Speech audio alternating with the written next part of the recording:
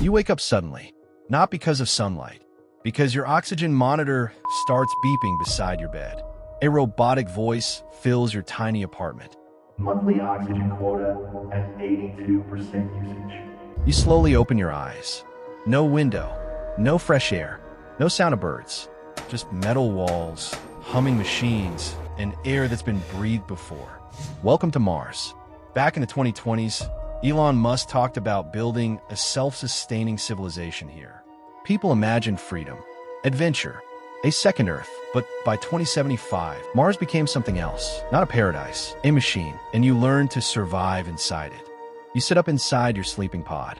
Apartments on Mars are small, very small. On Earth, people complained about tiny flats. Here, a room slightly larger than a shipping container costs 3 months of wages. Every square meter means oxygen, heat, and pressure control. Space itself became the luxury. You walk toward the cleaning station. No soe. Water on Mars doesn't get wasted on skin. Antibacterial foam, air pressure, 30 seconds, clean enough. The water you drink this morning has already been someone else's water. Multiple times, you know this. You stopped thinking about it a long time ago. You open your food drawer. Synthetic eggs, hydroponic lettuce, algae protein bar. You eat it without tasting it, because somewhere in the back of your mind, you already know what's missing. You sit beside your wall screen. It shows a fake sunrise. Orange, warm, beautiful. A child somewhere in this building drew a picture of a blue sky last week. She had never seen one. She colored it wrong. You leave your apartment block. The underground city is already moving.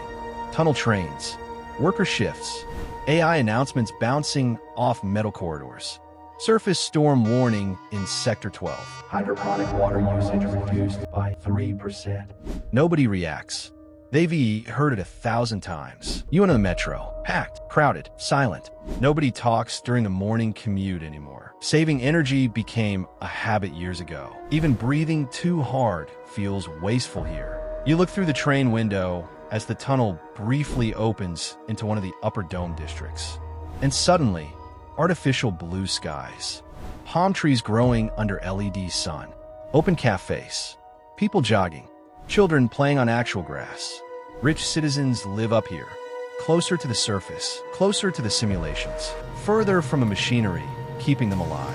When humans first arrived on Mars, people genuinely believed survival would make everyone equal. Shared struggle, shared purpose, but it didn't work that way. Some citizens in the dome districts pay extra to experience rain. Real water falling from a ceiling, touching their skins. Workers underground haven't felt that in years. Some never have. Up there, private oxygen systems, imported Earth food, simulated gardens with actual soil brought from another planet. Down here, recycled air, printed protein, and walls that vibrate when the machinery runs too hot. On Earth, money bought comfort. Almost. Money buys the right to forget where you are. And the strange part? Humanity traveled 140 million miles into space, and the first thing it rebuilt was the gap between those who have and those who maintain. The metro stops. Sector 19. Structural Maintenance Division. Your job on paper sounds simple. Inspect pressure walls. Repair oxygen pipelines. Monitor tunnel integrity. But one missed crack, one hairline fracture in the wrong section, and an entire corridor depressurizes in under 4 minutes. You've read the incident reports. You don't skip inspections. You put on your surface-rated equipment. Helmet sealed, pressure locked. The suit is heavy, always slightly uncomfortable. A warning flashes across your visor. External conditions unstable. You exhale slowly, and the airlock opens. Silence, not the comfortable kind. The kind that reminds you there's nothing out here that wants you alive. Endless red dust, frozen ground, a sky the color of dry blood. This is the real Mars. Not the dome advertisements, not the luxury simulations, not the brochures people read back in 2040 before signing their colony contracts. Out here, one cracked seal turns your body into another frozen object in the dust. The radiation doesn't warn you. The temperature doesn't negotiate. You begin repairing an external cooling unit near the tunnel entrance.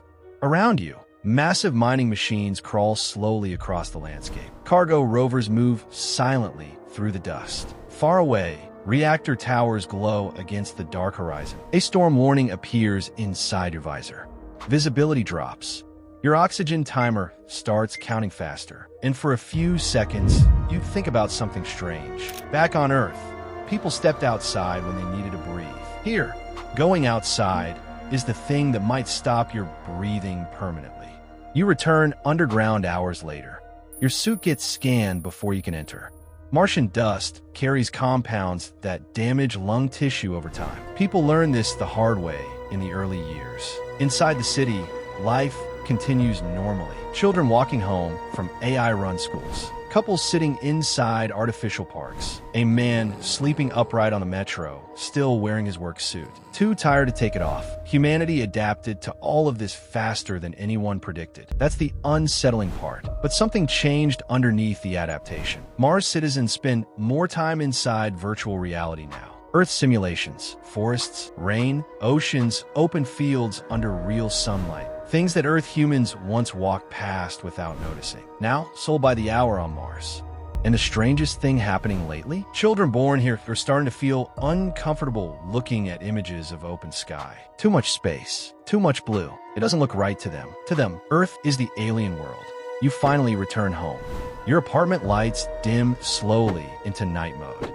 You sit beside the small window near your bed. And there it is. Tiny, blue, impossibly far away. Earth. You stare at it for a while.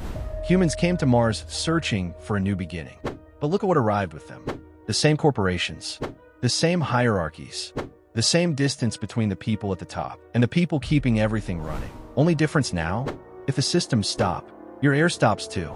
Even 140 million miles from home, humans rebuilt the same world again. And tomorrow morning, that oxygen alarm will go off beside your bed. And you'll open your eyes, and the walls will hum. And recycled air will fill your lungs. And you'll start another day, keeping a machine alive. That keeps you alive on Mars.